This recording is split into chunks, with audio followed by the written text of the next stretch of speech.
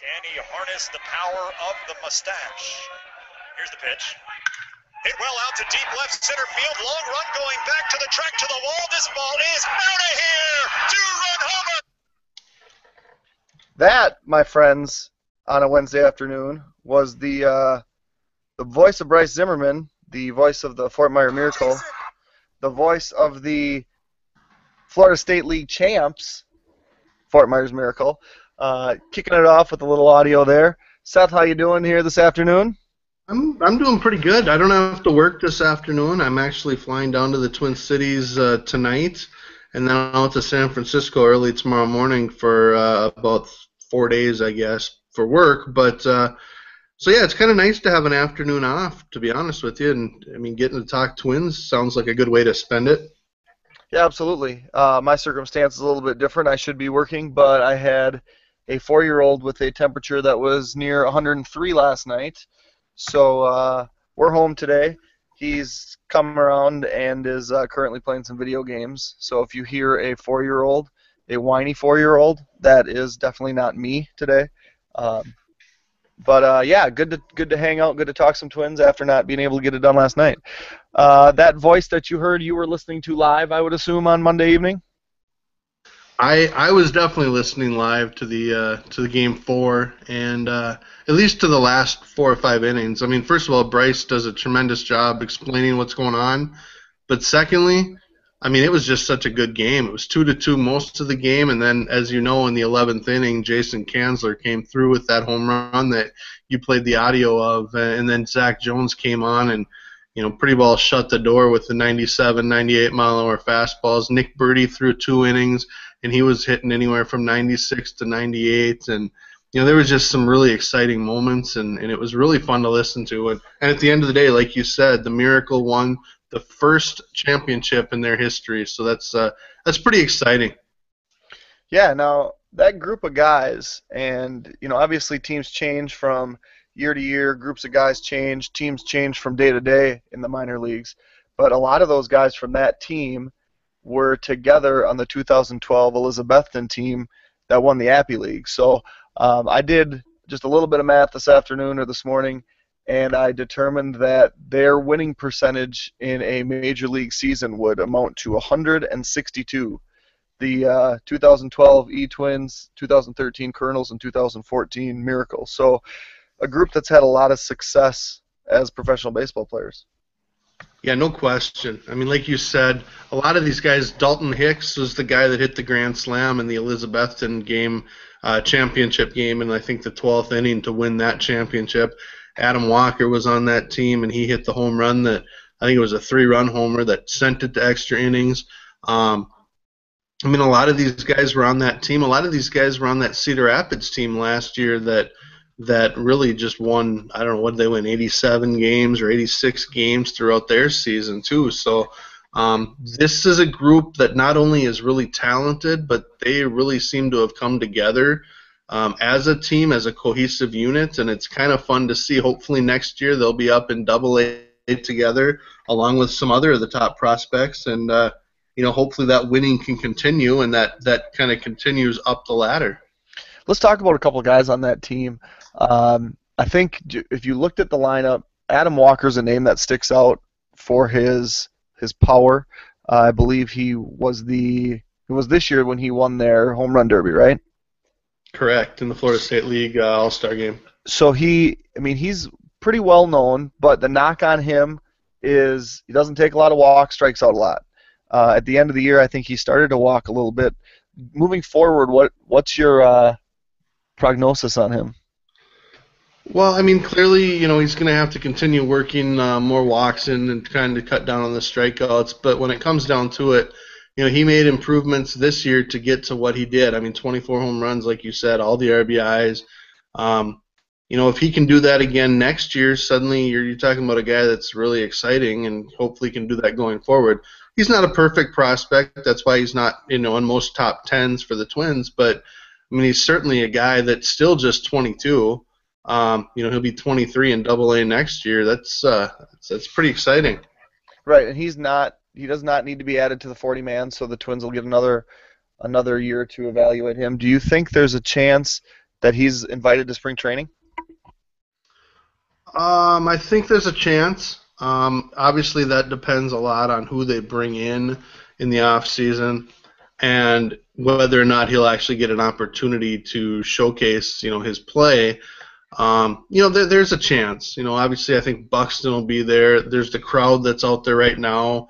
Whether or not Jordan Schaefer's part of that, or they bring in another fourth or fifth outfielder type or some AAA depth, we'll determine that. I think there's a chance. I wouldn't necessarily say it's a great chance. Right, and that would be as a non-roster invitee. I think he did get a couple at bats this spring, kind of brought over from the minor league side. He hit a home run. I even seem to remember in the minor leagues for the Twins too. So he's definitely a guy to continue to watch, even though, like you said, he's probably not in a lot of top 10 lists. How about the bullpen, the combination that the Miracle had late in the year of Zach Jones, Nick Burdi, and Brandon Peterson? Well, yeah. I mean, first of all, if you looked today, I named Brandon Peterson the relief pitcher of the year at Twins Daily. Just had a tremendous year, starting with a few games at Cedar Rapids, but a guy that's in the low to mid 90s. Didn't give up much for home runs. But then you go with Nick Burdi, who pitched mostly the eighth inning, and Zach Jones, who was their closer at the end of the year. You got two guys that can, we're hitting 98 here at the end of the year. And you consider Burdi's been pitching since, January. Jones really missed a lot of time, but clearly he's back. And he hit 98, which I heard was the highest he's been able to hit since he returned, which is tremendous. But you add in DJ Johnson, who they added from the independent leagues. He was throwing 95, and he threw, I think, 2 innings that night. Alex Murin wasn't on this playoff roster for the championship series, but he's been a guy that has been terrific all year for them. And Todd Van Steensel, I mean, he's a guy that was in my top 6 as well, along with Murin and Peterson. Van Steensel pitched a lot of innings, 6th and 7th innings, and I mean, I think he had a sub 2 ERA, and he had a barely over 1 WHIP. So, yeah, I mean, really, those pitchers, those starters for Fort Myers really only had to try to get through 5. If they got through 6, that was an added bonus. And when they went to 11 innings in the final game of the year, they had some guys that were able to get them there. Right, and, we talk a lot about that bullpen. It's amazing the success that Fort Myers had this year with the big-name prospect pitching. Besides Barrios when he was in Fort Myers, the biggest names that the Twins have as pitching prospects weren't even in Fort Myers at the end of the year. Right. I mean, a lot of these guys, for instance, using Murin, who started at Cedar Rapids because he barely ended the season there last year. Peterson was just picked up last year and spent last year at Elizabethton. They moved him pretty quick, like I said, 9 appearances. Burdi was only in the organization since mid-June, and he started at Cedar Rapids for a handful of openings. And then you consider Cedar Rapids still had Jake Reed, and they still had Dallas Gallant, and other guys that are pretty dominant, throw hard, mix in a really good slider too. Yeah, as we focus on Fort Myers, it should be mentioned too that the Elizabethton Twins made it to the playoffs. Cedar Rapids made it to the playoffs. New Britain was over 500 and just in the wrong division. Had they been in the other division, they would have been, I think, either tied or had like a game out of being in the playoffs. And Rochester was in the mix until the very, very end of the season. So from the top to the bottom, you're looking at an organization that was really, really competitive. One of the best teams in every league from AAA down to short season ball. So looking forward, should we assume that there's going to be more of the same success in 2015? Well, you would certainly think so. Like we talked about earlier, you're going to have a pretty impressive roster that's going to move up from Fort Myers to New Britain, where they could be joined by the likes of Byron Buxton and Eddie Rosario and Miguel Sano, and the list goes on. I'm sure I'm missing several people, but also that Cedar Rapids team, they really came on in the second half and got to the playoffs. Those guys will be the team that's at Fort Myers next year, and at some point during the season, there's a good chance the Sanoas and Buxtons and Rosarios and some of Birdie are going to move up to AAA and they'll win some games, and ultimately the top of the top will wind up with the Twins, we hope, at some point next year. But I mean, I think we've said it now for a year and a half, but this organization prospect-wise is strong and it's deep. And there's a good chance that all of the full season teams should be competitive again next year. Had I told you at the beginning of the season that Buxton would essentially miss the whole year, Sano would miss the whole year, Meyer would be good in stretches, but probably classify the season as an underachievement besides the fact that he was just able to stay healthy. Who else? Rosario would be an underachiever. Barrios would be very, very good. May would play his way into the major leagues, and I think we're missing more guys here. But if I'd have told you that Buxton and Sano would be hurt and miss most, if not all, the season, and Meyer would underachieve for a majority of the season, and that the 5 affiliates would all be very, very competitive, would you believe that? I would have believed that Fort Myers would have been competitive. AAA often is hard to know what you're going to get because some of those guys are just sent down from, the Twins or other teams. They're minor league veterans, so you're never really sure what you're going to get because a lot of the other teams are doing the same thing. So from a prospect standpoint, I don't know that the record at AAA necessarily goes with that.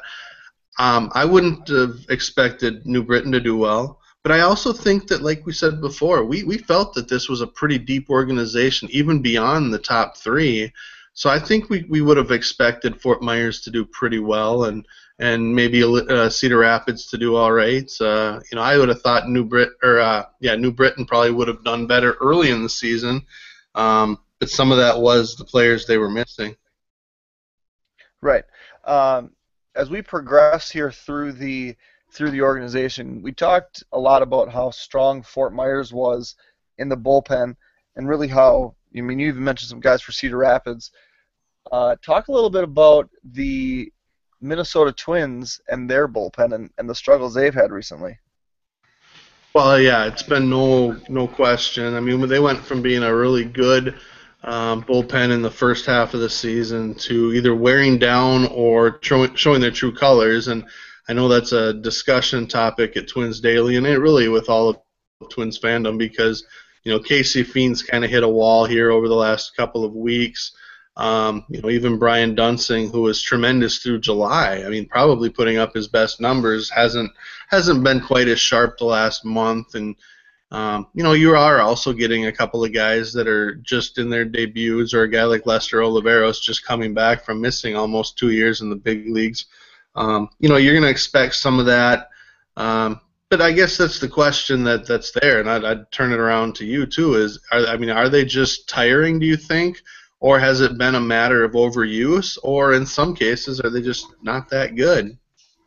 Yeah, it's a good question. I think a lot of it maybe mentally comes down to when you don't have Perkins in the back end, which you haven't recently, and you're going to turn the ball over to Jared Burton. At least for me as a fan, I don't have the confidence that the Twins are going to win those games. And I don't know if that's something that mentally affects professionals, but it almost seems to me like the confidence is harder to come by when the ball starts rolling the wrong way, and I think that goes for any sport really. But once it's not going the right way, it goes that wrong direction in a hurry. And Casey Fiend has struggled lately. Jared Burton has been Jared Burton. I don't know. And you're a big Lester Oliveros guy, and you said it on Twitter a week ago that you wonder how. There's not that big of a difference. Obviously, there is a difference, but the stuff that works in AAA that had him so dominant isn't going to come up here in short stints and have him with 135 ERA yet. That's exactly what we're looking at. Right, and I asked that because he just simply can't get a slider over the plate or even close. And my thought is that A lot of those guys he's facing in AAA are veterans. They've been around. They know not to chase those types of pitches that we've seen that aren't even close to the strike zone. He's throwing 94 to 96, so I mean that's good.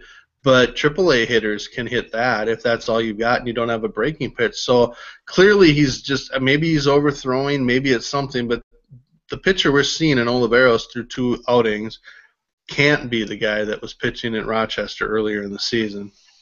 Right, and I believe did you have Oliveros as your runner-up in the relief pitcher of the year? I did. He had 18 saves, so I mean, obviously that's the big number that people will look at as well.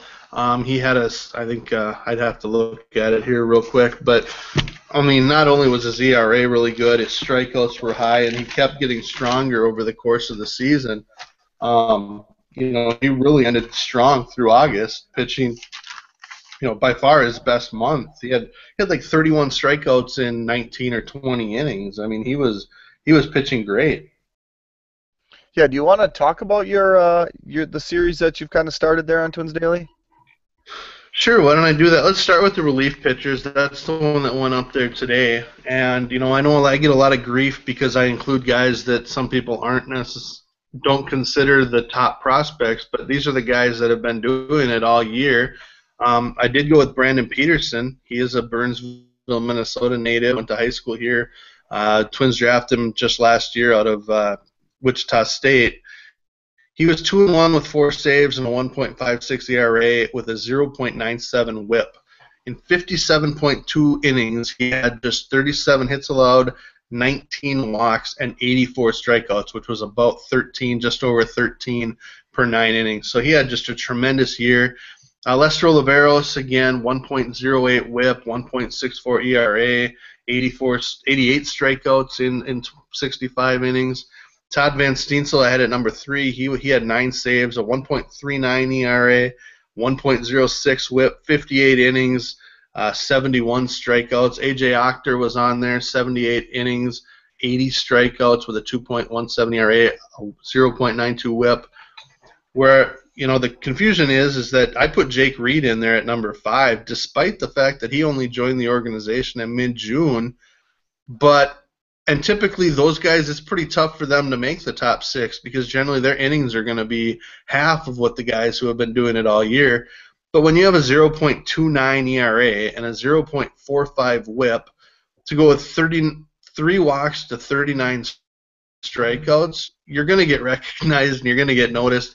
So I put him in at number 5. And then, like I said, Alex Murin had a 1.03 WHIP in 74 innings between Cedar Rapids and Rochester. I mean, we could go on with the guys like Presley and Nick Birdie, just only had 20 innings. Dallas Gallant had 46 strikeouts in 28 innings. I mean, there's some good names there that are just in the honorable mention, which, many years they would probably finish in there. Right, and you mentioned Jake Reed earlier when we talked a little bit about the bullpen arms in the lower minors, and now you talk about how he needs to be recognized. That should be included that he's heading to Arizona here in the next few weeks to represent the Twins in the Arizona Fall League. Yeah, and I mean that was kind of a surprise because initially, we had talked about previously Nick Birdie's name was on the list, but the Twins then said that they were going to name someone later, and they had discussions, and Birdie was one possibility. But Jake Reed's put up tremendous numbers as well. He was the 5th round pick this year, whereas Birdie was a 2nd round pick. That Arizona opportunity will be good for him. He's only 21. He'll probably be going against a lot of guys that are that age or even a couple years older. So it'll be a good opportunity for him since he didn't move up to Fort Myers, because their bullpen was really strong. He pitched for Cedar Rapids in the playoffs, but he'll get a chance to do something that not very many get to do, which is good for him. Right, and as we talk about Cedar Rapids here, they moved on to the semifinals of the Midwestern League playoffs before dropping, I believe, their series to Kane County. The biggest news, I guess, out of the end of their season was that Lewis Thorpe was placed on the disabled list, which wasn't a huge shock to me when I saw it. It was more of a shock to me when I heard that he was placed on the disabled list because he was actually injured. He was approaching his innings limit, and it sounds like he has been diagnosed with a sprained UCL, but is currently in the Twin Cities getting further evaluated. Yeah, and I guess we'll know a lot more now. It's easy to say it's going to be just fine, but until you get your doctors looking at it, and he's probably been in Cedar Rapids, maybe after their season ended, but to get to Minneapolis and have those tests done, hopefully they're going to find it's more just soreness or something like that, than an actual sprain or some sort of tearing of that UCL, because unfortunately, we've gotten to know a lot what that UCL potentially means. Right. I just hope whatever they find is definitive. Obviously you hope that you don't have to undergo the surgery, but it sounds like, or it seems like in this day and age, most people undergo it. I think it feels like it's 50-50. You flip a coin whether a guy's going to need it or not. But at the same time, the Twins have gone the whole rest and rehab way quite often. And I just hope that if there's something in there that's going to require surgery, that the Twins want to get it done. So at least in 2016, he can report to spring training, healthy. Obviously, that's kind of looking at a glass completely empty, when originally it's just been considered a sprained UCL. But it's one of those things that it seems like the team goes through, and the Twins aren't new. This isn't something that's just the Twins. It's something that all teams undergo. But we hope for the best for Lewis as he undergoes those tests today. Yeah, absolutely. And I'm sure he'd probably like to just end his season and go back home to Australia. Obviously, he's on the list to go to Fort Myers for instructional league, so he probably wouldn't have had any time to go down to Australia for a week and then come back, since it's quite the travel days. But it's been a long season. They've been around Fort Myers or wherever they've gone, Cedar Rapids, since early March. I'm sure he's ready to just go home. He was probably just hoping to finish out the year and enjoy an off season. Yeah, for sure. The Twins did add a couple guys then to the to the Cedar Rapids roster. They added John Curtis, who had been closing for Texas, and then came in and made a pretty good start for Cedar Rapids. And they also added Tanner English, who was a draft pick from the SEC, South Carolina, I think. And he made his debut in the playoffs too, and was playing pretty well. A very good defensive center fielder. Yeah, I can't even remember who the other person was that was put on the disabled list along with Lewis Thorpe, but Tanner English stepped in and into center field, into the leadoff spot. First game, I know he had 3 hits. I think he had another one in the second game, and then their season was over. But he's obviously a guy that fell to the 11th round, and was willing to sign with the Twins, and felt comfortable with the deal. Certainly a prospect. I mean, right there with probably your guy, Max Murphy, who was taken in the 9th round. I think similar skill set. But then John Curtis came up. He, like you said, at the University of Texas, he actually pitched with he was the closer for the Longhorns in their College World Series team. But then signed with the Twins and was used as a starter at Elizabeth. And I think most people think that's the direction he'll at least start out going, because he was a starter before he had Tommy John surgery within the last couple of years as well. So, they stretched him out a little bit. He pitched well at Elizabethton. He pitched in their playoff game. And then he actually threw 4 no-hit innings before giving up 1 hit, I think, in the 5th inning. So he threw 5 shutout innings for the Colonels. So, obviously a nice showing there. I'm sure he's happy with that. Yeah, the guy that the other spot was added when they had to put Mitch Garver on the disabled list. And Garver had been the best offensive guy in Cedar Rapids, most consistent anyway, basically all season. Yeah, and he came out of game 1 of their playoff series. He had taken quite a few foul tips to the face mask. He was pinch hit for in the 6th inning, and obviously you start getting concerned. Sounds like he's doing all right again. If the season were to continue, he would probably only be out those 7 days, but certainly don't want to mess with a guy that clearly has, I think, a future. Right, for sure. Let's talk a little bit. You got a question on Twins Daily about the catching in the organization. Do you want to talk about that right now? Yeah, let's do that. I was asked a question in a message on Twins Daily from one of our great listeners about kind of discussing and somewhat ranking the catching prospects through the Twin system. And I mean, I think that's a good idea. I think it's something that throughout the off season, maybe through each week, maybe we discuss a certain position, which players kind of fill out that position in the organization, and then do a little bit of a ranking as far as what how they would rank in terms of prospect statuses. So I think Josmil Pinto is probably going to lose his prospect status this year. For me, that prospect status when I do rankings has to do with whether or not they would be rookie eligible in the big leagues, and that's 130 at bats for a hitter. So Pinto's out, and obviously we'll see where that goes. To me, and we've talked about this before, I think Stuart Turner is the top prospect. Any disagreement with that? Nope, I would agree with that completely. Okay, and I guess for me then the other prospects one we just talked about, and that's Mitch Garver, who did a nice job offensively at Cedar Rapids. Obviously showed power, hit for average, got on base, 10% of the time via walk.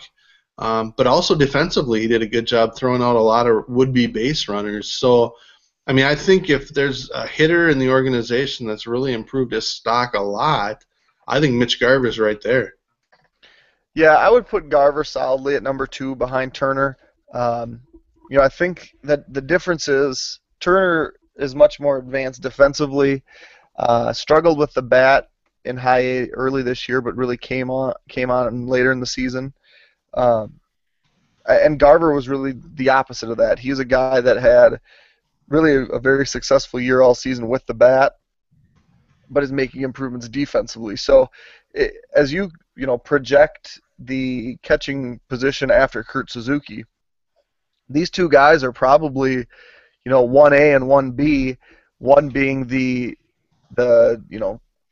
better glove and one being the better bat. Obviously, they both still have an opportunity to develop the weaker of those two things. So, yeah, I would say Turner's 1, probably starts the year at Double-A next year, and Garver is 2 and starts the year in Fort Myers.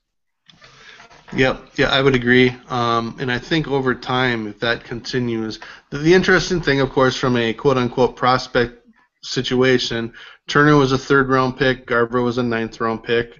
To some degree, you throw that out the table at this point, although I think, unfortunately, as it is, signing bonuses kind of factor in as well. But the other part of it is Turner's a year younger than Garver. Garver was a senior. So I think from a prospect standpoint, it does stand to reason that Turner's probably the better prospect. But like I said, Garver really I think took some major strides in that category this year, and really put himself from a guy that probably had the stigma of being a senior draft pick, and the thought that a lot of teams only draft those guys in those positions because they can sign them for much cheaper and have more money to spend elsewhere. I would hope that Garver did enough this year to erase that and say, you know what, we're really glad that we were able to get him in the 9th round as opposed to we just took him in the 9th round. Oh, for sure. For sure. So for me, then you go to Elizabethton for probably the next prospects as they rank. And you could probably flip a coin. Is Brian Navarreto, with his size and strength and power, the better prospect than Jorge Fernandez, who is more tall and lean and athletic probably, and certainly put up better numbers as a year older guy at Elizabethton? So, I mean, to me, they're 3-4, but I could go back every other day and probably flip-flop them. Yeah, I'd put Navarreto higher. I think defensively he's better. And I think the Twins showed, what they thought when he obviously struggled in his debut in the Gulf Coast League, but was still moved up to the Appy League here this year. So 1 year in the Gulf Coast League. Fernandez played 2 years in the Gulf Coast League. Relatively similar, though, in age. It looks like Fernandez just turned 20, and Navarreto will turn 20 at the end of the calendar year. So I put Navarreto a little bit higher, and that probably has some to do too with me liking him coming into the draft and liking coming him out of the draft. I think he just has a higher upside than Fernandez does. Yeah, and I don't disagree with that. I do think Navarreto is a guy that came out of U.S. high school, whereas Fernandez came out of high school in Puerto Rico, and generally there's a 1-year difference there. So I think the age thing is there. I mean, they're polar opposites in terms of type of player in many ways. I mean, Navarreto is big, he's strong, he has all the power in the world, he's got a big arm. I mean, Fernandez is an athletic, long, lanky type. So I mean, they're very different prospects. Who do you have then at number 5? I think, and it's unfortunate. These are all younger guys. You could go to a Dan Rolfing in Rochester, who will become a free agent again at the end of the year. But I think the way that Reyes Silva ended the year at the GCL, the fact that he's still only 17, he may have turned 18 since the season ended, but he did a good job behind the plate, and he really hit well towards the end of the year. So I'd probably go with Silva. Yeah, he's actually my number 5 too. Didn't get a huge bonus, signed for $175,000, and there's 2 guys in the Dominican League that are catching that got bigger bonuses. But Silva's a guy that I heard a lot of good things about coming into the year, and obviously he didn't disappoint at all in his first season in America. Yeah, I mean, it's always interesting to see who comes over after signing, because obviously Silva would have signed essentially at the same time or within the same signing period as a guy like Lewin Diaz. Lewin Diaz and Ronny Tapia both spent the full year, as you mentioned, in the Dominican Summer League. Both got bigger bonuses, but Silva at that same age, got an opportunity to come to minor league spring training in the States and spent the whole year here. Yeah, I think that's a pretty solid number. First 5. I like Matt Coach. I like his bat. I also like Kyle Knutson being around the organization for a bit. Any other older guys that you keep on the radar? Well, I mean, obviously we keep everybody on the radar. I really like Knutson's glove, his leadership, his pitch calling, all of those things that the Twins talk about, and rightfully so, of what they want in a catcher. I mean, behind the plate, he's tremendous.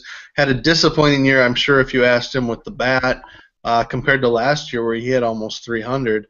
And Coach, like you said, is more offense, but when I talked to him at spring training, he really was making an effort to try to improve defensively as well, and I think he did. And with his bat, there's always a chance. Yeah, it's interesting because like Josmiel Pinto was a guy that probably wouldn't have made our top 5 even the year prior to getting added to the 40-man. Right now, I'm thinking we're bringing in kind of a surprise guest. Bryce, can you hear us?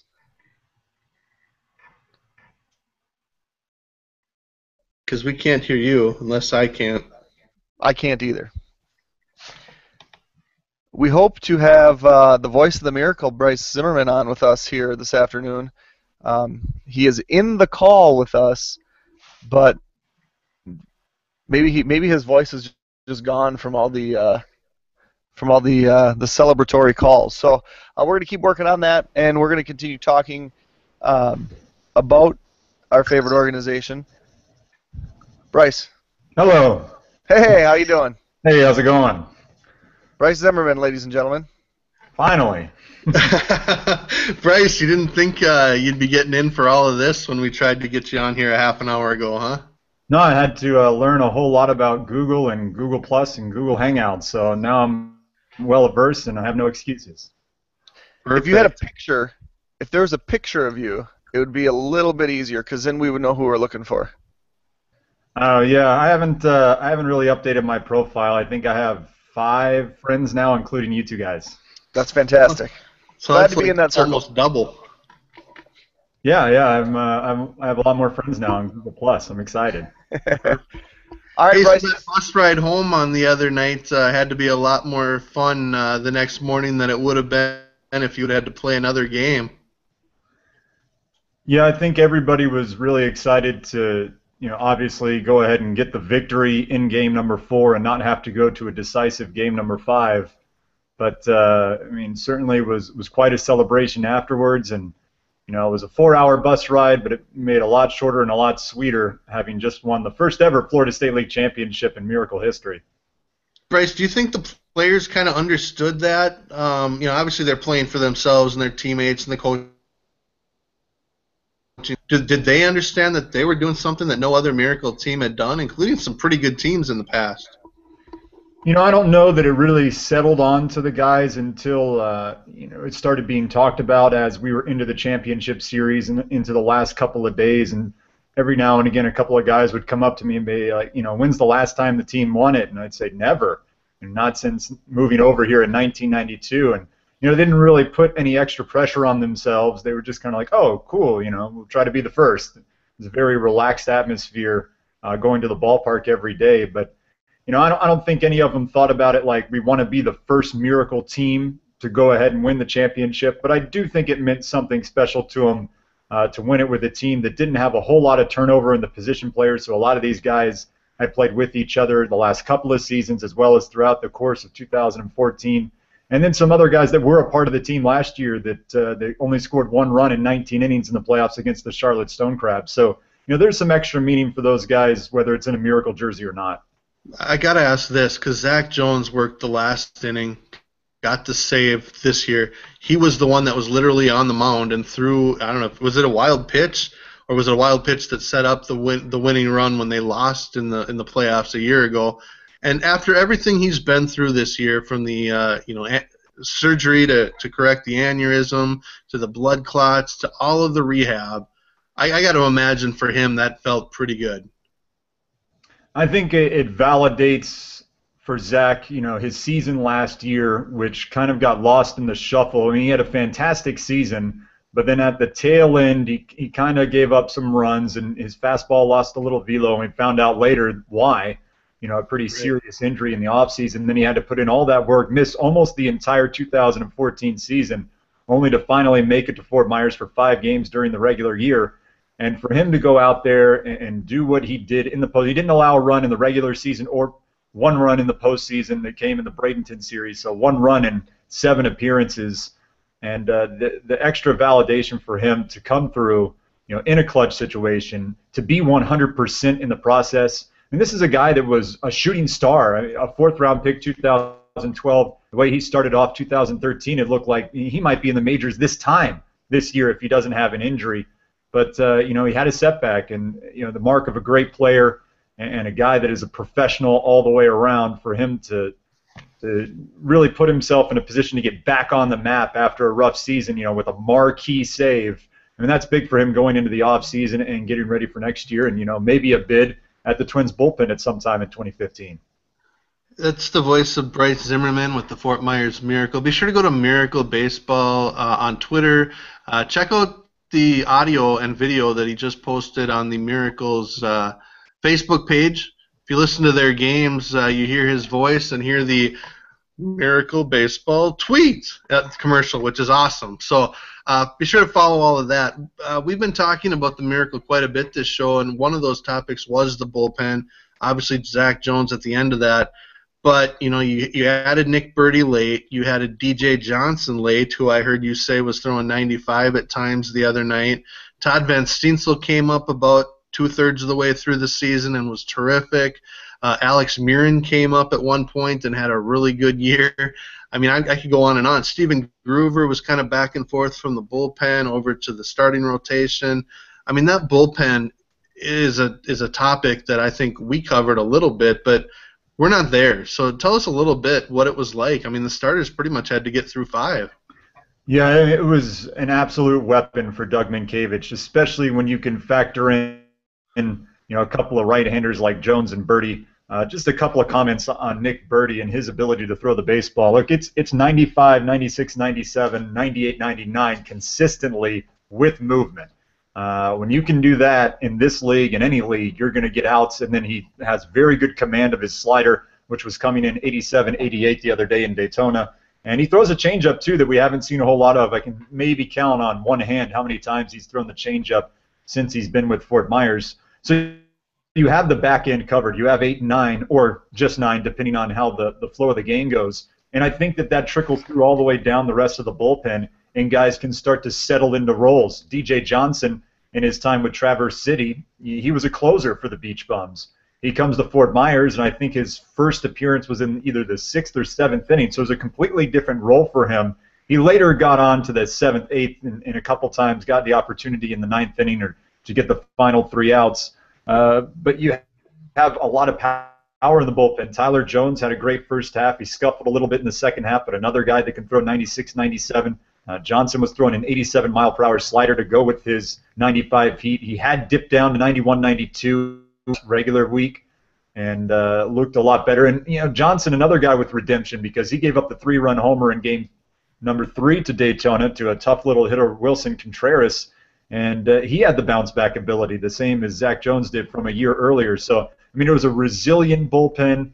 It was a bullpen that had a ton of talent, and then a lot of guys assimilating into different roles. Tim Shibuya, I know, was hurt at the end of the year, but he jumped in the rotation for us and won some big-time games down the stretch in the first half and into the early part of the second half. Steven Groover was thrust into a rotation spot. He went 5 innings every time out in his last 6 starts and did a fantastic job just eating up innings at the late part of the year when the Miracle needed to have some arms available going into the postseason. And that's the other thing that Minkiewicz did very well with his bullpen and starting rotation throughout the course of the season, is making sure that the arms were rested well enough so that we had a shot in the postseason. The opponent, the Daytona Cubs, that wasn't their opportunity. They didn't have the chance to rest some of those arms because they won the second half, and I think that's really the difference in the entire series was Fort Myers' ability to close it down in the final 4 or 5 innings, and the Miracle were able to offensively get a few runs off the Daytona Cubs back end.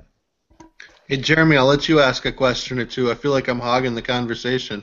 I was just wondering if you thought like I fell asleep or something over here, because Yeah. Bryce, I just wanted to ask you. Obviously you were around all year from the beginning to the end. What single player or handful of players made the biggest impression with their improvement or caught your attention the most over the course of the season? There's 2 guys that made a lot of improvement. One of which is more high profile. I think Dalton Hicks, with his ability to cover the plate, he has a really nice swing plane. Now, it can get a little slow and it can get a little long, which happens with big guys, especially from the left side. But there was a moment this year where opposing teams, it was probably about halfway through the first half, maybe 35, 40 games in, and a lot of opponents, in particular the St. Lucie Mets, the Palm Beach Cardinals, the Bradenton Marauders, teams that we see an awful lot throughout the course of the season, they decided to implement a shift and put sometimes 3 full players on the right side of the infield. And I thought Dalton Hicks understood what the pitchers were trying to do to him, which is hard in, soft away, a common recipe for so many left-handed hitters with power. And they were succeeding on it for a while. And Dalton was having a difficult time at the plate, but he really started getting his plate coverage down, keeping his front foot in the box. Sometimes he has a tendency to open up, step in the bucket, and try to pull a ball, that really is meant for the pitcher to get you to roll over. And I think Dalton's adjustments on that, by the time the second half rolled around, he was locked in. He's always been known as a clutch player, but the advancements that he made, hitting his pitches, working his counts, that's a mental progression. It didn't have anything to do with his physical abilities. They were already there. But for him to make that mental adjustment was huge. The other one is a guy that had 8 hits in the championship series, but at the end of April,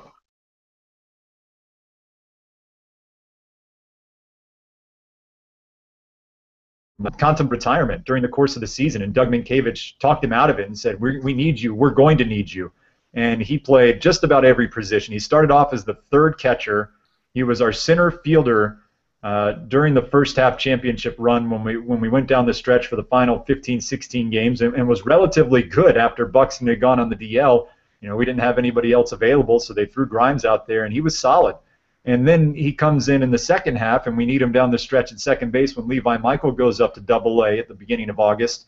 And that's when he had his best month at the plate. He was in there every day in the lineup, playing second base. He had 20 RBI in the month of August, hit 300 for most of it before a week-long slump at the very end. You know, those two guys showed me the most improvement throughout the course of the season. Seth, do you have another one you want to ask? I do. I have actually just a couple more, but you know, people just think, you know what, Doug Minkiewicz had a ton of talent on this team, and he certainly did. There's no questioning that. But you look at the Miracle roster and consider that guys that are in my top 5 or top 6 starting pitchers in the minor leagues this year, J.O. Barrios, Tyler Duffy, Jason Wheeler, they all started at Fort Myers and moved on, which means they had to get replaced. Jorge Polanco was one playing out of position somewhat compared to where he's played primarily in the past. Nico Goodrum was playing out of position. As you mentioned, Tyler Grimes was playing all over the place. And a guy like Jason Kansler, who obviously had the biggest hit of the playoffs twice probably, you know, come in. So it's not necessarily as easy. So I guess my long-winded question is, what does Minkiewicz do as a manager that makes him so successful when so many other variables are factored in? Well, the first thing that Doug Minkiewicz does, you know, every year, at least the 2 that he's been here, is he sets the tone. You know, he doesn't have a whole lot of rules. One of them is play hard, play with intensity, and play to win. And Doug Minkiewicz, maybe more so than any minor league manager I've seen, whether it's in the Twin system or the rest of the Florida State League in my 4 years, he plays to win. Believes, he doesn't just say it, it's not lip service, he believes that winning is a big part of development. And so what he does by kind of establishing those ground rules, he then goes out, he backs up the players at every turn, you know, they know that he has their back, and he trusts them. You know, he puts Max Kepler out in center field where, you know, probably a lot of you guys as prospect hounds or me as a broadcaster or any of the national writers out there are thinking, what's Max Kepler doing playing center field? He's not a bad center fielder. He's better than half the guys in the league playing that position. Minkiewicz, recognizing the talent, understanding that that's a position that Max likes to play, puts him out there, and he succeeds throughout most of the season after a rough first half. You know, he takes guys at the right time. He talks to them at the right time. He knows how to read players. He's been there before. I mean, this is all things that people have said about Doug Minkiewicz, and when you watch him throughout the course of the season, he really lives up to the term manager, because he does manage the team. And I'm not sure that a lot of minor league managers do that. I think that, you know, they're going to try and appease the farm directors or the vice presidents or the general managers by getting at-bats and looking at numbers. You know, Doug's looking more at development than anything else, and he really does a fine job of keeping his finger on the pulse of the team.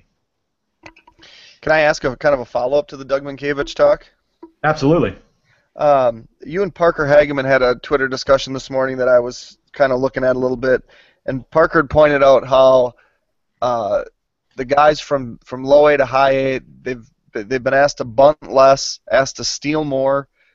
Just kind of looking at some stats, you know, they didn't have the team, as in comparison to the rest of the Florida State League, didn't have a lot of sacrifice hits, but had a ton of sacrifice flies.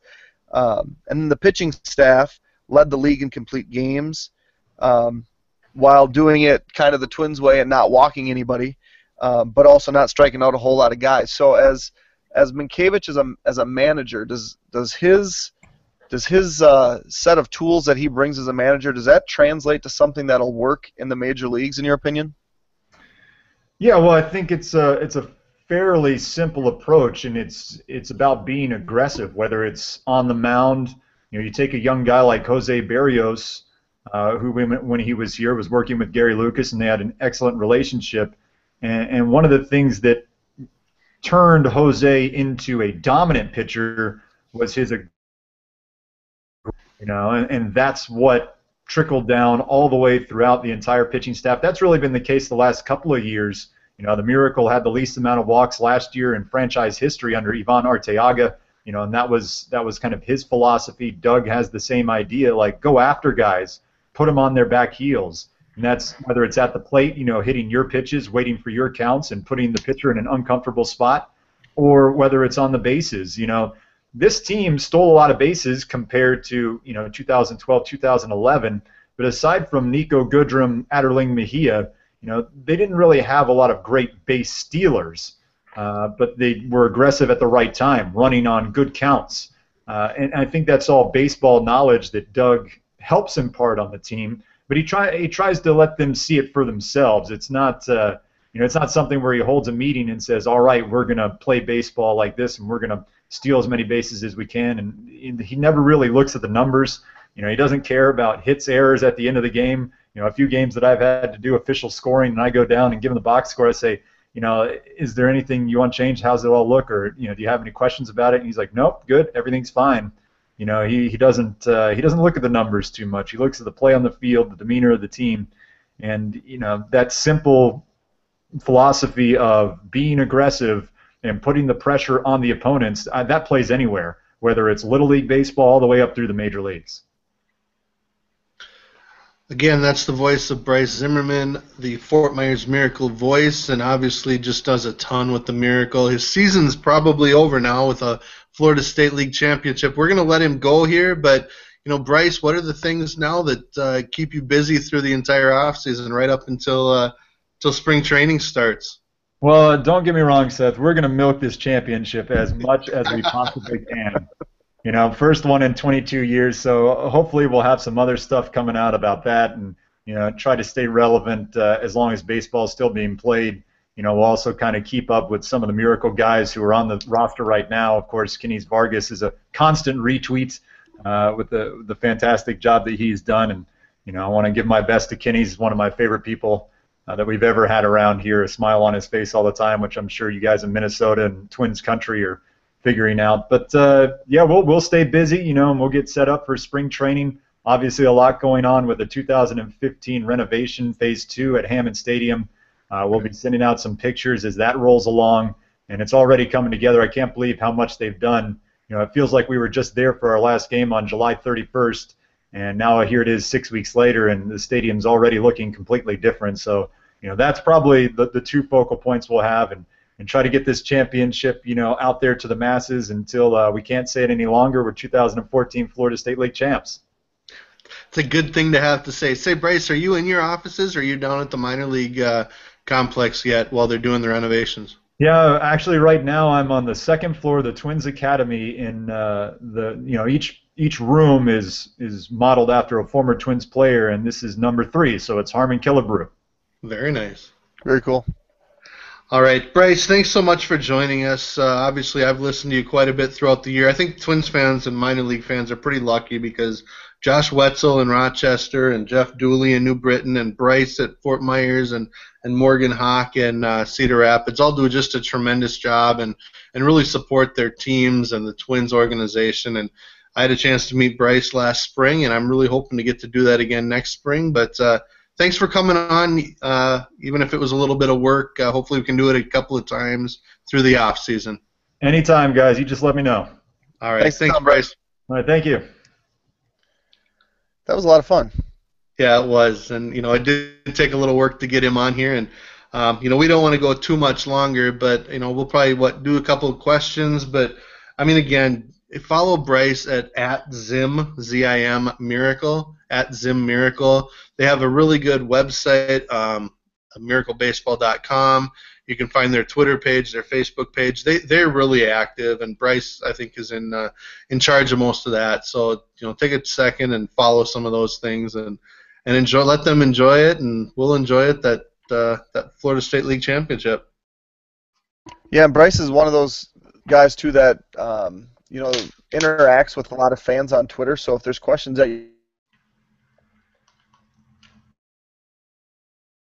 you have, definitely. Correct. So where do we want to go from here, Jeremy? Well, I have a kid with some DS issues behind me, but some of the things that we had a couple questions. Rick Niederman asked a question about the Twins draft position, and right now they're in essentially a top 5 spot. And we could talk about some of the prospects that they have, maybe on the draft board, but that's so far away at this point. There's a couple pitchers that are ranked pretty high, a couple shortstops, one prep and one college, and then there's a prep outfielder. So as the season closes, we'll talk more about that, especially when we get into the off season. But that was one question. They're at the 4th worst record in baseball, or they were before last night's game, and with the Astros being assured of the number 2 pick as compensation for not signing Brady Aiken, that pick will be taken. So with the 4th worst record, they would pick number 5. The Rangers, unless they start winning a bunch of ball games, should be drafted number 1. And then I think it was the Twins battling the Rockies and maybe the Diamondbacks, and they're relatively close to those teams. So just something to pay attention to as September closes here, before we really can get into who the Twins may potentially be looking at in the draft. Eric Pleiss has asked a bunch of questions. I'm sure he's listening live. A lot of these don't. Quick, huh? They don't even merit really talking about. He wants to know when the Ask a Twins Hangout segment is. Ask the Twins. Yeah, I mean that. Not anytime soon, Eric. Sorry. He also wants to know what it would cost to let Twins Hangout name my child. I think we'd do that for free, wouldn't we? Yeah, I mean, if you come up with something good, Eric, let me know. My wife and I are. My wife actually put it on Facebook that we didn't have a name, and the thread by the morning had like 100 and some comments. So got options. We do, none which neither of us like at the same time. So he actually asked a baseball question. He said, with such a deep system, there are a lot of players to talk about that are both strong and disappointing seasons. Aside from players suffering injury, what are some of the players that had the most disappointing 2014? Well, I mean, I think for both of us, Eddie Rosario would probably be at the top of that. Not only the 50-game suspension, but he obviously didn't come back and put up huge numbers offensively, which is probably why he's headed back to the Arizona Fall League. I think a month ago, maybe 2 months ago, we would have probably both put Max Kepler in there. But he really finished the second half pretty strong, and that kind of takes him out of that category. But you're right. I mean, the injuries were the biggest part for me that were disappointing, and it was just so many that, again, I don't follow every other organization, but I can't imagine there's an organization where all of their top 6 or 8 prospects miss significant time at some point. Right. I would agree with Rosario. Alex Meyer was disappointing to me in that he didn't dominate AAA the way I hoped he would. He wasn't able to force the issue and make it to the big league like I hoped he would. Especially coming off an Arizona Fall League that he, pitched really, really well in. Granted, I even said earlier the fact that he stayed healthy is probably a win. But he left his last start with something going on in his shoulder. So his season overall for me was kind of a disappointment. For a guy that's a top 30 or 40, 50 prospect in all of baseball, shouldn't need a full year in AAA, in my opinion. So, he had stretches. He was just too inconsistent for me. Now, is that going to really back me off where I rank him? At this point, I would say him and Stewart are probably fighting for the 4 and 5 spot. I would just have a hard time having either one of those ahead of Berrios right now. And I mean, when you look at Berrios and Meyer age-wise, Berrios, end of the season in Double-A, a step behind Meyer, and was probably 3 years younger than him. 3 or 4. 4 years younger. So, he would be the guy that probably sticks out as a pitcher that I was most disappointed in. But I think having the success stories like Berrios, like Lewis Thorpe for the most part, like Tyler Duffy, Taylor Rogers, really the positives, at least with potential starting pitchers in the future, outweigh the negatives, at least in my opinion. Well, and you named, I think, 3 or 4 of the guys that I put as my choices for minor league starting pitcher of the year, which you can also find at Twins Daily. And by the way, tomorrow you'll be able to see the hitter of the year. which I'm sure Jeremy and I will debate heavily next week. Well, if you didn't put Max Murphy, you're wrong, because he's the best hitter the Twins have ever had in the minor league. Last week you told me it was Jorge Polanco, so Well, I mean, I guess besides Max Murphy, it's got to be Jorge Polanco. I guess the other ones, first of all, Felix Jorge, starting the year at Cedar Rapids and getting sent down. I mean, he pitched great and was the Appalachian League Pitcher of the Year, but he had pitched there the year before. So, that's somewhat disappointing that he wasn't able to stick in Cedar Rapids, but hopefully he will next year. The other one, obviously, is a guy I think we both thought would start in Fort Myers and never got there, and that's Brian Eads. He came on pretty strong in August and pitched well in the playoffs, but I think overall, even he would probably admit that it was not where he wanted to see his season end up. Yeah, he was interesting because I watched him when I went down there. I don't even remember when that was, mid-June or maybe mid-July. And, he worked fast, didn't strike a lot of guys out, didn't walk a lot of guys, wasn't a lot of hard-hit balls. Just he wasn't someone that looked like a guy that dominated or I mean, maybe even if he didn't dominate the SEC, pitched as well as he did in the SEC. And then making a step which is pretty parallel over to low A ball. So, I would say that was also a disappointment. But he took the ball every start, and coming off of he's not necessarily coming off the surgery. It happened in high school, but having a pretty major shoulder deal that a lot of people questioned at the time that he was drafted. I would say it could have been worse based on how it started. But by the end of the year, I think maybe we've seen what he has to offer, and next year at Fort Myers, maybe he'll take another step up. I always kind of draw the parallel between him and Baxendale because they're SEC guys, and at this point, I probably would have Eads rated a little bit higher than Baxendale, which I was I would be shocked about that at the beginning of the season. So even though he didn't have a year as well as we thought it was going to be, still not a terrible year because he kind of righted the ship at the end a lot like Kepler and Grimes and Stuart Turner did. Right. I mean, for me, Eads was a guy that I think has 3 or 4 pitches, but every game he would have an inning or an extended inning or something where it wasn't sharp enough or that type of thing. And I think if he's able to sharpen some of the pitches and just fix the control a little bit, there's stuff there to be good. Obviously, not the numbers he put up this year, that I'm sure he wanted, but I mean, I think the stuff and the stuff can be there. It up. As far as Baxendale, I think that's a guy who was injured most of the year, and then he came back through the GCL and ended up doing really well at the end of the year for Fort Myers in their playoff run too. So, I mean, with Baxendale, I think he's a little bit more of a high energy type than Eads. Eads is a little bit more laid back. I think Baxendale's a guy that at some point could go to the bullpen and really be really good too, but I also think you keep him starting as long as you can. A couple other questions. These came from the Twins Daily site. Nader798 asks about the 2015 MLB schedule. I'm just reading it for the first time. The Twins host Cubs in mid-June. The series has a mini Future Stars game feel to it. Which of these prospects do you foresee being on the Twins-Cubs big league roster by then? Chris Bryant, I would say. Yes. That's probably about the time that he'll get called up. Soler, I think he'll be up. Yep. Javier Baez will already be up. Yep. Alex Meyer.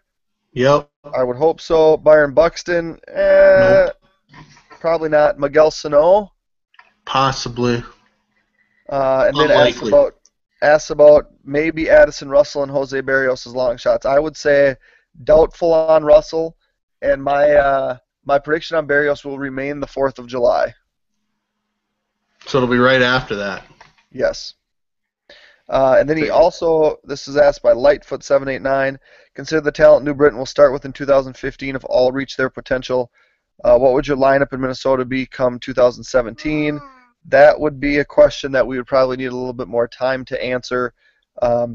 This is his the one he has up. He says, Buxton in center, Polanco at short, Rosario at second, Sano at third, Walker in right, Harrison in left, Dalton Hicks at first. That would leave Mauer out. Stuart Turner catcher, Levi Michael DH. On the bench, or consider, he says, Arcia, Vargas, Santana, Pinto, Hicks, Mauer, and Dozier. So, well, Mauer will be there. I think we would hope Arcia will be there. Dozier will be there. Dozier will be there. Vargas would compete for a spot. Yep. Max Kepler may be in that equation. I mean, but we're talking 3 seasons away. Right. So that's a lot of projection there, but maybe something that we can talk about, in the future. Last question I have for you, Seth, and there's been a lot of talk on it on Twins Daily here over the last couple of days about next year's managerial staff. As we progress through the end of September and the beginning of October, your gut feel right now, is Gardy back next year? My gut feel remains no. I think I know I've said it before too. I really see what's going to happen. There's no way Rick Anderson can come back. I mean, I can't see that. And I think if Terry Ryan tells Ron Gardenhire that he needs to let him go, then I think Ron Gardenhire will be done. Whether it plays out that nicely, I don't know. I mean, it'll play out the right way, but that's the reason that I think there's a good chance that Gardenhire would not come back. I mean, frankly, with this organization, you don't know. I mean, he could very well come back, so I would only put it at about 53% chance that Gardenhire is not the manager this year. 53%, huh? Yeah, I mean, really, it's probably 50-50, but I slightly lean towards him not being back. I'm going to put it at 75. And the way that you have it playing out, I think, is exactly how it'll play out behind closed doors. And I think publicly what's going to happen is, that week after the season when, all the meetings happen, I think it's just going to simply be a press conference that Gardy and Rick Anderson both announce they're stepping down. I think the rest of the staff, I think what will happen is Scotty Alger and Vavra will also not be renewed. And I think the announcement at that time will be they're going to wait to see what happens. They're going to keep. I don't know how it would work out logistically if it's, we're going to not make announcements on the other guys, or if they're going to have the opportunity to come back. I think it's going to work out with the future coaching staff. And I think a lot of those, Steinbach, Bernansky, Molitor, is there one I'm forgetting? Or is that all of them? Cuellar. I think those four will have the opportunity to come back. I believe that the Twins will stay with someone that they know. If they could pry Mike Redmond away from the Marlins, I think that would be the guy that I would go get first, to be honest. But I think they have a couple guys in there. You think so too, little man? I think they have some guys in the minors that could fill this role, with Doug Minkiewicz being at the top of that list. Yeah, I mean, obviously it's a huge topic on Twins Daily. It'll probably be a huge topic the rest of the way. For me, Minkiewicz is a good option. Especially when you consider that guys like Brad Ausmus just never managed, or Robin Ventura, his first year was manager of the year with the White Sox despite having never managed. I think that's possible, and Minkiewicz now has 2 years of managerial experience, and frankly, 20 years in the game of high level baseball. So I mean, he knows the game. I think anyone that would question that, I don't know why they would. But Molitor is not a bad choice. I just always kind of get annoyed when people say that Molitor is the right choice, because first of all, we don't know. I mean, the Twins may hire the perfect person, and it may not turn out right. I mean, who knows what's going to actually happen. But when I hear people say Molitor's going to be a good manager because of his Hall of Fame career, well, that's just wrong. That's not the reason. He might be a good guy because he has a relationship with a lot of the prospects due to what he's done over the last half decade in the minor leagues. It's a big reason why I think Doug Minkiewicz will be very good if he gets that opportunity. It's the same reason I think that Jake Mauer would be very good. Minkiewicz, is a fiery type, very much like Ron Gardenhire, especially very much like Ron Gardenhire, 10 years ago. He's young. He would be, I think, the youngest manager in baseball if he did get it. Mauer would actually be a little bit younger, but I think there's guys that could be good, and I think Gene Glynn fits into that equation as well. Do you think there's any way, because I think Molitor, there's going to be some people in the organization that would like him to be the guy. The thing is, this in a rebuild, you're going to want that manager to be around for a while, and Molitor is not exactly young anymore. Is there a way that Minkiewicz is maybe made the guy and Molitor's kept on staff as the bench coach, or do you think Molitor's is going to be I either want to be the guy or I'm not going to be on the staff? See, that's the tough part, is because Molitor obviously held a minor league roving instructor, which meant, travel and all of that. He clearly wanted to move back to the big league level, but I don't know as whether or not he did that in an attempt to be the next manager. I do sense that they're going to talk to him and say, "Are you interested?"